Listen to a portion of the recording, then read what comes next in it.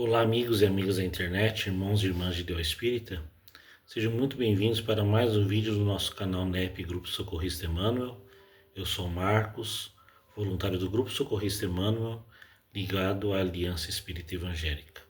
Então vamos dando continuidade ao nosso estudo do livro O que é o Espiritismo de Allan Kardec. Estamos aqui fazendo já o estudo no segundo capítulo do livro, Noções Elementares de Espiritismo. A cada tópico estamos dividindo, né?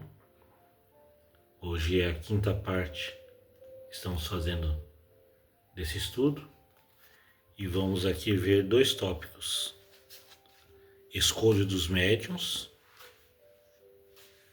e qualidade dos médiuns.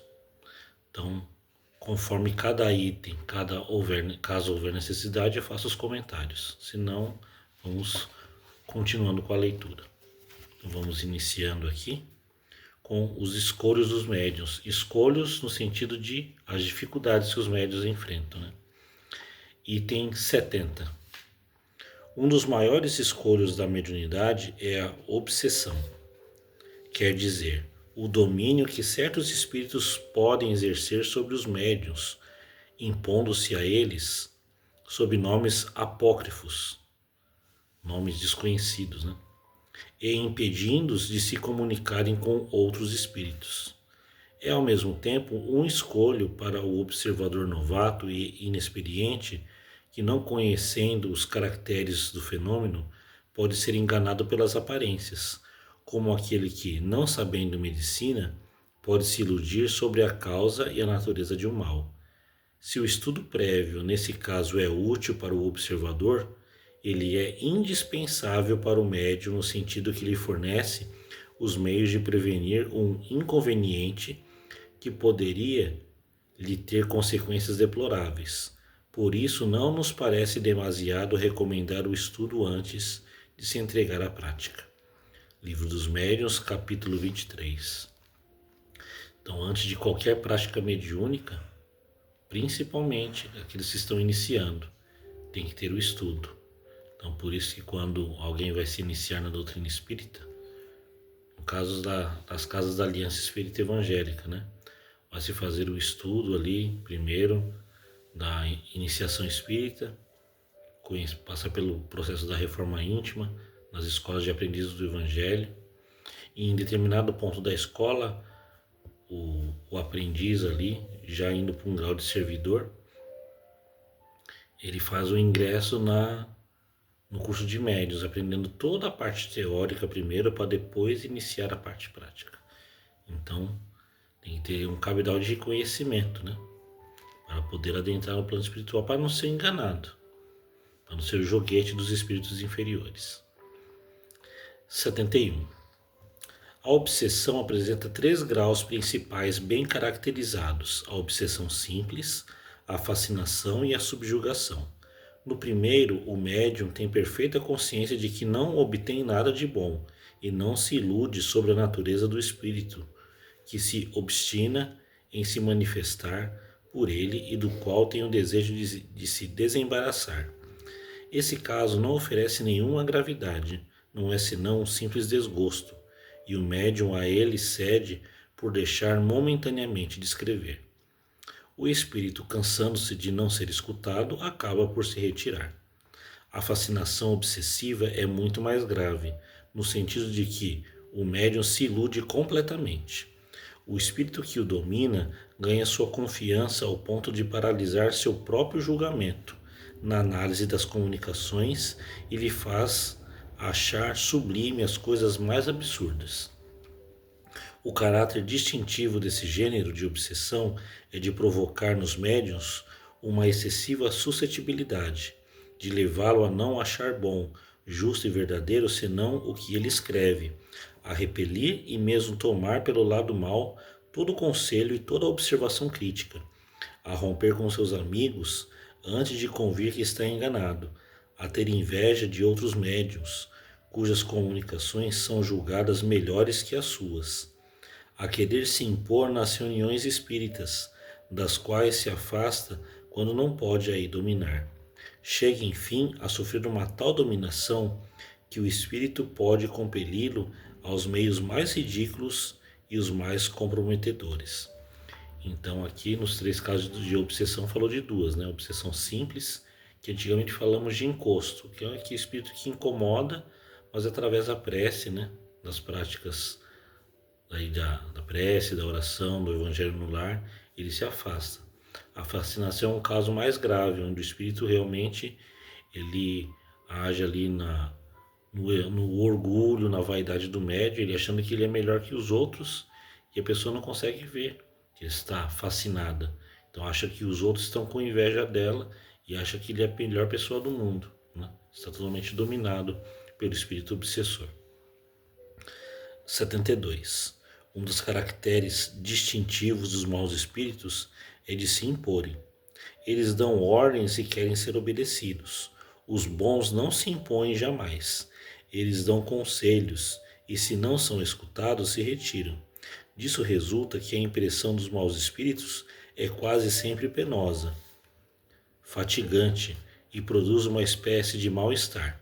Frequentemente ele provoca uma agitação febril, movimentos bruscos e irregulares. A impressão dos bons espíritos, ao contrário, é calma, doce e proporciona um verdadeiro bem-estar. Então ali são as percepções que o médium tem, né? Os fluidos que cada um carrega. O bom espírito ele nunca impõe nada, ele dá conselhos, orientações e é uma sensação agradável. Já um espírito inferior, ele impõe a sua vontade, né? Então ele quer que faça o seu desejo. E é uma sensação mais penosa, mais pesada. 73. A subjugação obsessiva, designada outrora sob o nome de possessão, é um constrangimento físico sempre exercido por espíritos da pior espécie e que pode ir até a neutralização do livre-arbítrio.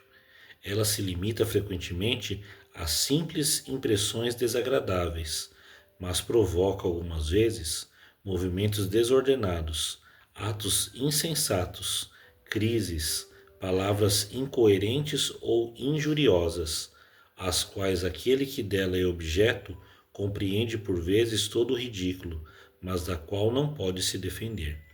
Esse estado difere essencialmente da loucura patológica, com a qual se confunde erradamente, porque não há nenhuma lesão orgânica. A causa sendo diferente, os meios curativos devem ser outros. Aplicando-lhe o procedimento ordinário das duchas e dos tratamentos corporais, chega-se muitas vezes a determinar uma verdadeira loucura, aí onde não havia senão uma causa moral. Então está explicado porque tem muitos casos de médiuns desequilibrados, né?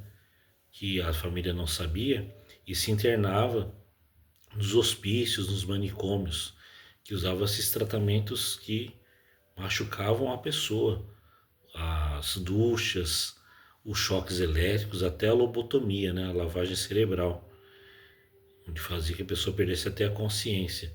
Mas ali o caso da loucura não está no cérebro, e sim na mente, no corpo mental, está no espírito. Em muitos casos, quando atinge a mente, é o caso de subjugação, onde o espírito obsessor ele domina de tal maneira a, a vítima aqui encarnada que ela começa a fazer coisas involuntárias que ela não tem mais domínio sobre o corpo, né? Então a loucura, né, que fala a loucura patológica, não está localizada no cérebro humano, no corpo físico, e sim no corpo mental, no espírito. 74. Na loucura propriamente dita, a causa do mal é interior. É preciso procurar restabelecer o organismo ao estado normal. Na subjugação, a causa do mal é exterior e é preciso desembaraçar o doente de um inimigo invisível, opondo-lhe não remédios, mas uma força moral superior à sua. A experiência prova que, em semelhante caso, os exorcismos não produziram jamais nenhum resultado satisfatório e que antes agravaram do que melhoraram a situação. Só o Espiritismo, indicando a verdadeira causa do mal, pode dar os meios de combatê-lo. É preciso, de certa forma, educar moralmente o espírito obsessor, por conselhos sabiamente dirigidos, chega-se a torná-lo melhor e fazê-lo renunciar voluntariamente ao tormento do doente, e então este está livre. Então, aqui a citação, Livro dos Médiuns, questão número 279, e na Revista Espírita de fevereiro, março e junho de 1864, a jovem obsidiada de Marmande. Então, quando vai ter ali, não tem nem é o termo correto, doutrinação. Então, é o esclarecimento do espírito obsessor, através da reunião mediúnica, vai tendo a conversa, através dos mentores ali, né, do dirigente, o esclarecedor aqui na reunião, vai dialogando com o espírito para que ele possa abrir sua mente e possa entender ali que a vítima é um irmão encaminhada, e ali ele vai dialogando para que possa aceitar. E aí, nesse diálogo, ele vai tentando convencê-lo de forma moral a não ao perdão, mas à compaixão, à misericórdia. E aí ele é encaminhado pelos benfeitores para que possa seguir seu caminho e que possa ter um desligamento. Então, o exorcismo, a prática do exorcismo que é muito fala na Igreja Católica, e claro que tem aquela parte toda hollywoodiana que acaba extrapolando ali nas imagens para que tenha mais um impacto visual. Aquilo ali nunca teve um impacto satisfatório no espírito. Na verdade, eles até tiram um sarro da situação. Então, quando há um desligamento do obsessor com sua vítima, é através da moralidade, né?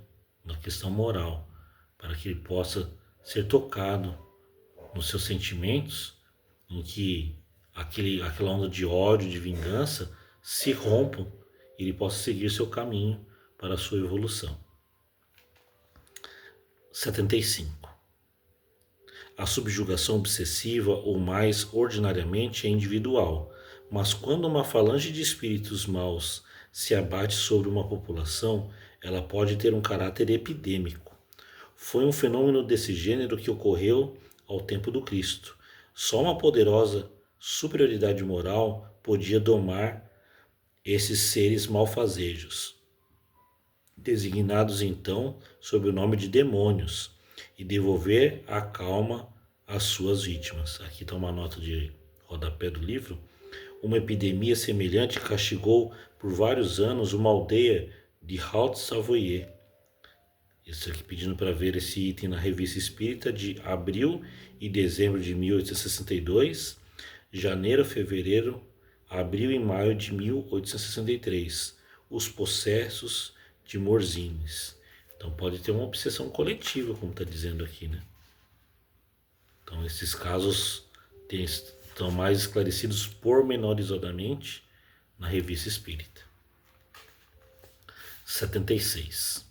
Um fato importante a considerar é que a obsessão, qualquer que seja a sua natureza, é independente da mediunidade e é encontrada em todos os graus, principalmente a última, em uma multidão de indivíduos que jamais ouviram falar de espiritismo. Com efeito, os espíritos, tendo existido de todos os tempos, deveram, de todos os tempos, exercer a mesma influência. A mediunidade não é uma causa, mas apenas um modo de manifestação dessa influência, de onde se pode dizer com certeza que todo médium obsidiado deve suportar de uma maneira qualquer, e frequentemente nos mais vulgares atos da vida, os efeitos dessa influência, que sem a mediunidade ela se traduziria por outros efeitos, atribuídos muitas vezes a essas moléstias misteriosas que escapam a todas as investigações da medicina. Pela mediunidade, o ser malfazejo traiu sua presença. Sem a mediunidade, era um inimigo oculto do qual não se desconfiava. Então, para provar que todas as pessoas são médiums, né? É uma condição orgânica do ser humano aqui encarnado. Se não houvesse mediunidade, não existiria obsessão, em qualquer grau que seja, do mais leve ao mais grave. Então, se não houvesse mediunidade, essa condição do espírito ali incomodar a sua vítima se caracterizaria em muitas doenças no corpo físico. Então isso afeta a parte espiritual. Nos casos mais graves vai influenciar também nas doenças do corpo físico, mas a maioria das vezes é na condição ali do na parte ali mental, né?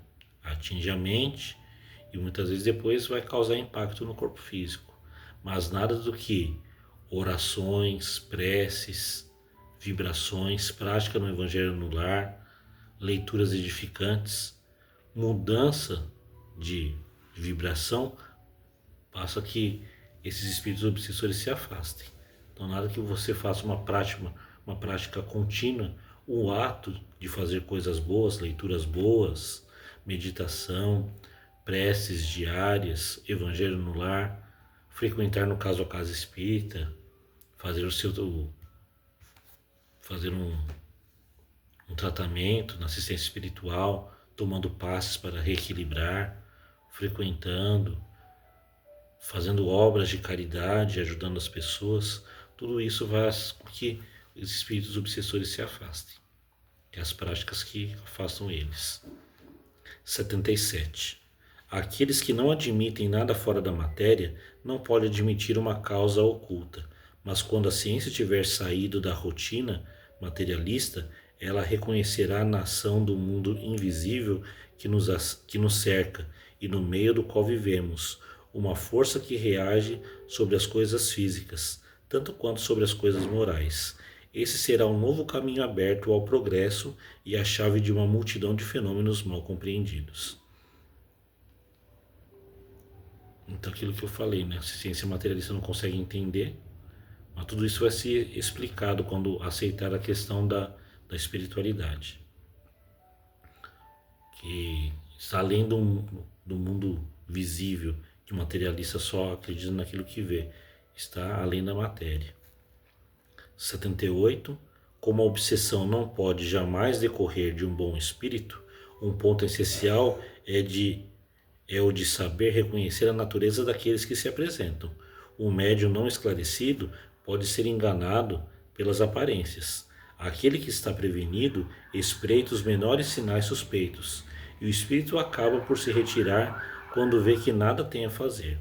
O conhecimento prévio dos meios de distinguir os bons dos maus espíritos é, pois, indispensável ao médium que não quer se expor a ser preso na armadilha. Ele não é menos indispensável para o simples observador que pode, por esse meio, apreciar o valor daquilo que vê ou ouve. Também está no livro dos médiuns, capítulo 24. Então, aquilo que eu havia falado logo no início. O estudo faz com que a gente possa distinguir o bom do mau espírito. Os fluidos pesados, né? A influência, quando vem um pensamento repentino de angústia, de raiva, né? Que ele estava bem, como é que veio esse sentimento de raiva, né? Um sentimento que faz com que a gente altere o nosso estado normal. Então, é o espírito que está tentando influenciar, aonde fazemos uma prece, nos ligamos com os nossos mentores para que haja o desligamento. Agora vamos para o outro item, qualidade dos médiuns. 79. A faculdade medianímica prende-se ao organismo. Ela é independente das qualidades morais do médium e é encontrada nos mais indignos como nos mais dignos. Não ocorre o mesmo com a preferência dada ao médium pelos bons espíritos. Então essa faculdade mediúnica, ela independe, né? Agora a qualidade conforme é a vibração. Se é uma vibração boa, atrai bons espíritos. A partir do momento que baixamos a nossa sintonia, atraímos os bons espíritos. 80. Os bons espíritos se comunicam mais ou menos voluntariamente por tal ou tal médium, segundo sua simpatia por seu próprio espírito. O que constitui a qualidade de um médium não é a facilidade com a qual obtém as comunicações, mas sua aptidão de não receber senão as boas e não ser joguete de espíritos levianos e enganadores. Então, o que faz um bom médium é a prática moral, né? Mantermos afastados das influências negativas. Então, é ali a prática da prece, das leituras edificantes, procurar fazer sempre coisas boas que nos liguem com os espíritos benfeitores, e não com práticas que nos rebaixam, né? Ou, ver notícias ruins, ver filmes violentos, músicas de baixa qualidade, que letras que rebaixam ali a condição moral do ser humano, isso sempre vai atrair espíritos inferiores. Então, conforme maior forem nossas práticas salutares, mais atraímos os bons espíritos. 81. Os médios que deixam muito a desejar do ponto de vista moral recebem algumas vezes muito boas comunicações, que não podem provir senão de bons espíritos, e das quais é errado se espantar. Frequentemente é no interesse do médium e para lhe dar sábios avisos. Se não as aproveita, ele não é senão mais culpado, porque escreve sua própria condenação. Deus, cuja bondade é infinita, não pode recusar assistência àqueles que dela têm mais necessidade. O virtuoso missionário que vai moralizar os criminosos não faz outra coisa que aquilo que faz os bons espíritos com os médios imperfeitos. Por outro lado, os bons espíritos, querendo dar um ensinamento útil a todo mundo, se servem do instrumento que têm sob sua mão, mas o deixam quando encontram um que lhes é mais simpático e que aproveita suas lições. Retirando-se os bons espíritos, os espíritos inferiores, pouco preocupados com as qualidades morais que os incomodam, têm então um campo livre. Disso resulta que os médios imperfeitos moralmente e que não se emendam, cedo ou tarde, são a presa dos maus espíritos, que frequentemente os conduzem à ruína e às maiores infelicidades, mesmo neste mundo. Quanto à sua faculdade, bela que era e que teria ficado, se perverte primeiro pelo abandono dos bons espíritos e acaba por se perder. Então, a nossa ligação, né, conforme sempre for com os bons espíritos, nós vamos receber orientações. O médium pode ter capacidades mediúnicas brilhantes ali, ter várias tipos de mediunidade, mas se ele não usa para o lado moral, os bons espíritos vão usar uma pessoa que tem menos condições ali de passar a mensagem, mas ele tem a moralidade, tem um coração puro, coração bom. Então a mensagem pode vir não por um instrumento mediúnico, uma pessoa que tenha uma capacidade intelectual boa, mas se ele não tiver a moralidade no coração, os bons espíritos não vão se usar dele de instrumento. Mas uma pessoa talvez menos estudada, né, com menos uma capacidade mental ali de passar uma mensagem, né, mas vai vir uma mensagem. Sempre moral através, pode vir de uma pessoa analfabeta, mas que tem um coração bom, do que uma pessoa estudada, letrada e que tem uma condição moral que ela está mais ligada aos espíritos inferiores. Então, cedo ou tarde, como está dizendo aqui, essas pessoas vão acabar caindo, né, nos enlaços dos espíritos inferiores e vão se perder, como diz aqui, né, vão ser conduzidos à ruína.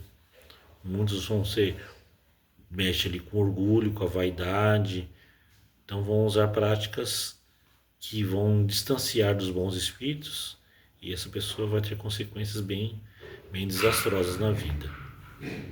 82. Os médios mais merecedores não estão ao abrigo das manifestações dos espíritos enganadores. Primeiro, porque não há ninguém bastante perfeito para não ter um lado fraco pela qual possa dar acesso aos maus espíritos. Em segundo lugar, os bons espíritos o permitem algumas vezes para exercitar o julgamento, aprender a discernir a verdade do erro e desconfiar, a fim de que não se aceite nada cegamente, sem controle. Mas a mentira não procede jamais de um bom espírito, e todo nome respeitável que assina um erro é necessariamente apócrifo. Isso pode ainda ser uma prova para a paciência e a perseverança de todo espírita, médium ou não. Aquele que se desencorajasse com algumas exceções provaria aos bons espíritos que não poderiam contar com ele. Então, por mais perfeito que seja o médium aqui, perfeito assim, na medida do possível. Nem Chico Xavier, por exemplo, nem Divaldo Pereira Franco estavam livres de receber espíritos obsessores. E isso é para testar o médium, para que ele sempre se mantenha conectado com os espíritos superiores, porque vem esses espíritos mistificadores para ver ali, testar se o médium está realmente mantendo ali sua reforma íntima, o orar e vigiar, que sempre fala no Evangelho. Então, conforme vem esses espíritos, para que fortaleçamos a nossa vigilância, né? Mantenhamos sempre a nossa oração, o nosso padrão vibratório, para que sejamos testados e mantenhamos a nossa conexão constante com o plano superior na medida do possível. Lembrando que estamos ainda no mundo de provas e expiações, em transição para um mundo regenerado. Então, essas consequências são naturais da influência dos espíritos inferiores para que nos desconectemos do plano maior. 83. Não é mais espantoso ver maus espíritos obsidiarem pessoas respeitáveis do que não é surpreendente ver pessoas más se obstinarem sobre a terra contra os homens de bem. É notável que, depois da publicação de O Livro dos Médiuns, os médiuns obsidiados são muito menos numerosos, porque, estando prevenidos, eles se mantêm em guarda e espreitam os menores sinais que podem trair a presença de um espírito enganador. A maioria daqueles que são obsidiados ou não estudaram previamente ou não aproveitaram os conselhos. Aqui esse trecho fala tudo, né? Aquela pessoa que acaba caindo nos enlaços dos espíritos inferiores é porque não estudaram ou não aproveitaram os conselhos, né? Que o estudo está aí para todos. Então, a partir do momento que temos a consciência, nós vamos prestar atenção nessas influências dos maus espíritos para que fortaleçamos a nossa vigilância. 84. O que constitui o médium, propriamente dito, é a faculdade. A esse respeito, ele pode ser mais ou menos formado, mais ou menos desenvolvido. O que constitui o médium seguro, aquele que se pode verdadeiramente qualificar de bom médium, é a aplicação da faculdade, a aptidão de servir de intérprete aos bons espíritos. Toda a faculdade à parte, o poder do médium para atrair os bons espíritos e repelir os maus está em razão da sua superioridade moral. Essa superioridade é proporcional à soma das qualidades que faz o homem de bem. E com ela, ele se concilia na simpatia dos bons e exerce a ascendência sobre os maus. Então, esse texto já fala tudo, né? A superioridade moral é que faz as qualidades do homem de bem. O que diz no próprio Evangelho, né? Ali tem um roteiro do o que tem que ser a pessoa, o homem de bem, as qualidades que nós devemos ter e devemos procurar para nos tornarmos um homem de bem aqui na Terra. 85. Pela mesma razão, a soma das imperfeições morais do médium o aproxima da natureza dos maus espíritos, lhe tira a influência necessária para os distanciar. Em lugar de ser ele quem se impõe àqueles, são aqueles que se impõem a ele. Isso se aplica não só aos médiuns, mas a todas as pessoas, uma vez que não há nenhuma que não receba influência dos espíritos. Então, só ver os itens aqui que nós já comentamos, os itens 74 e 75. Todas as pessoas recebem influências. Então, por isso que a mediunidade é uma condição orgânica. 86.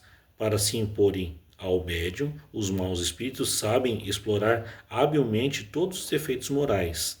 Aquele que lhes dá maior acesso é o orgulho, sentimento que domina no maior número dos médiuns obsidiados, sobretudo aqueles que são fascinados. É o orgulho que os leva a acreditarem na sua infalibilidade e a repelir os avisos. Esse sentimento infeliz é excitado pelos elogios do qual são objeto. Quando eles têm uma faculdade um pouco transcendental, são procurados, adulados e, acabando por crer em sua importância, consideram-se indispensáveis, sendo isso o que os perde. Então, o que está dizendo tudo aqui, né? O que faz uma pessoa se perder, né? Ser fascinada pelos espíritos obsessores é o orgulho, dizendo que ele é infalível, que ele é perfeito. Uma pessoa que tem uma boa oratória vai insuflar o espírito ali para que ele fale coisas até absurdas na sua palestra, por exemplo. E aí quando os companheiros de doutrina vão falar com ele, ele vai achar que estão tendo inveja dele, né? Então ele se afasta. E onde está aí é o grande perigo, é o orgulho, a grande chaga, né? Então quanto mais praticar a humildade, mais ligado aos bons espíritos está o médium. Então temos que diminuir o nosso orgulho, a nossa vaidade e aumentar a nossa humildade. 87.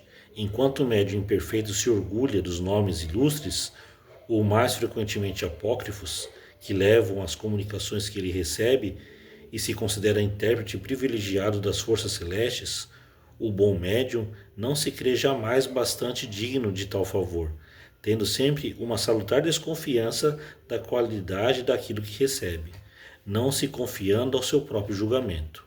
Não sendo senão um instrumento passivo, ele compreende que, se é bom, não pode disso fazer um mérito pessoal, não mais do que pode ser responsável se é mau, e que seria ridículo acreditar na identidade absoluta dos espíritos que se manifestam por ele. Deixa a questão ser julgada por terceiros desinteressados, sem que seu amor próprio tenha mais a sofrer com um julgamento desfavorável do que o ator que não é passível da censura infligida à peça da qual é intérprete. Seu caráter distintivo é a simplicidade e a modéstia.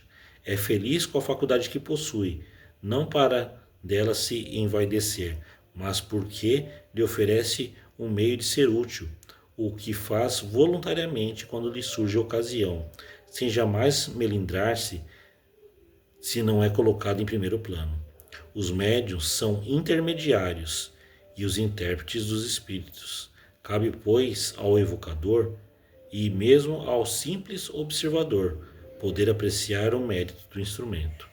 Então nós não é porque temos uma mediunidade que devemos nos achar, né, um popstar, né? Na verdade, quanto mais condições mediúnicas tivermos, mais devedores nós somos. Então, quando o Espírito fala que ele coloca nomes pomposos nas mensagens, que é, por exemplo, Bezerra de Menezes, Maria de Nazaré, até Jesus, então sempre desconfia, porque o bom Espírito ele vai dar uma mensagem e não vai se identificar. E sempre nós vamos sempre, né, achar, porque os bons espíritos vão sempre se comunicar, trazer muitas boas mensagens com poucas palavras. Não vão usar aquelas mensagens enormes. Eles falam muito por poucas palavras. Então, só a condição que nós colocarmos ali à disposição dos mentores, tudo é um ensinamento para nós. Então, pouco importa o nome, o que importa ali é o ensinamento. E o último item aqui, 88, a faculdade medianímica é um dom de Deus, como todas as outras faculdades, que se pode empregar para o bem, como para o mal, e da qual se pode abusar. Ela tem por objeto nos colocar em comunicação direta com as almas daqueles que viveram, a fim de receber seus ensinamentos e nos iniciar na vida futura. Como a vista nos põe em comunicação com o mundo visível, a mediunidade nos coloca em comunicação com o mundo invisível. Aquele que dela se serve com um fim útil para seu próprio adiantamento e o de seus semelhantes, cumpre uma verdadeira missão, da qual terá recompensa.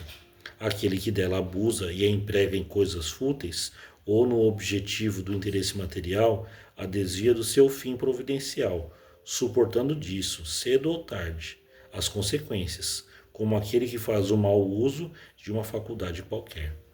Quer dizer, nós seremos julgados pelos nossos atos. A semeadura é livre, mas a colheita é obrigatória. Então, se nós não aproveitarmos aqui nessa existência os dons que Deus nos deu, os talentos que nos foram concedidos para o bem, para o nosso melhoramento moral e espiritual, quando desencarnarmos, nós vamos ser julgados pelos atos cometidos por não ter aproveitado em trabalhar a mediunidade para trabalhar por Jesus. A mediunidade com Jesus nos transforma moralmente e espiritualmente, para que possamos evoluir e sempre trabalhar na seara do Cristo. Então esses foram os itens que lemos, né, neste vídeo, né? E no nosso próximo vídeo nós vamos ver mais 2 itens: charlatanismo.